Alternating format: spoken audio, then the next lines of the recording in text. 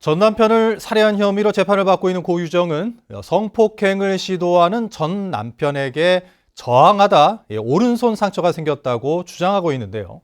그런데 이 상처가 오히려 전 남편을 공격하다 생긴 것이라는 증언이 나왔습니다. 박성동 기자입니다. 긴급 체포 때부터 경찰 조사 내내 오른손에 붕대를 감고 있었던 고유정. 고유정 측은 지난 6월 말 전 남편이 성폭행을 하려 해 저항하다 다쳤다며 오른손에 대해 증거 보전 신청을 하기도 했습니다. 고 씨 측은 5차 공판에서 전 남편이 휘두른 칼을 빼앗은 뒤 우발적 살인을 저질렀다는 주장을 이어갔습니다.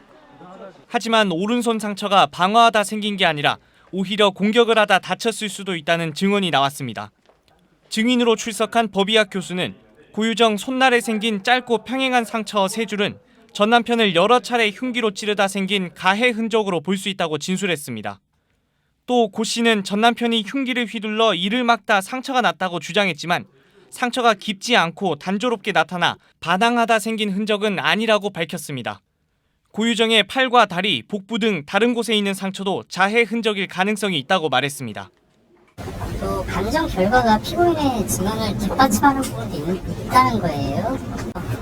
피고인 주장이 정확히 무엇이고 어떤 부분이 피고인의 주장과 근거가 되느냐 아니냐 이런 부분들을 좀 생각하시면서 선택적으로 자신에게 유리해 보이는 주장은 아주 디테일하게 하면서도 피해자의 시신을 어떻게 유기했고 어떻게 은닉했는지에 대해서는 전혀 밝히질 않고 있습니다. 한편 재판부는 고 씨 측에서 요구한 현장 검증 여부에 대해 다음 공판 때 판단하겠다고 밝혔습니다.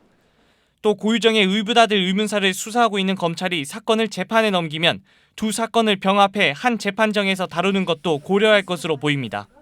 MBC 뉴스 박성동입니다.